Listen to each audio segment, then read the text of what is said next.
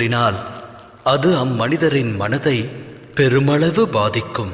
அகிலமே அம்மனிதருக்கு ஜென்ம விரோதியாகத் தோன்றும்.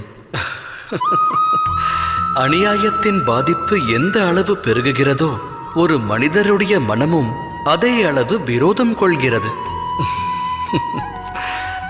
நடந்த கொடும் நிகழ்விற்கு மனமானது நியாயம் வேண்டும். அவ்வேண்டுதல் தவறில்லை.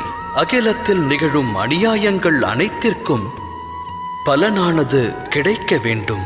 நியாயமானது பிறக்க வேண்டும். ஆனால் நியாயம் என்பதன் பொருள் என்ன? நியாயத்தின் அர்த்தம் என்ன?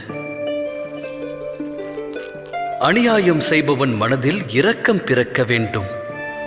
அதை அனுபவிப்பவன் நடவடிக்கை அநியாயத்தின் பிரதிபலிப்பாய் மாறாதிருக்க வேண்டும்.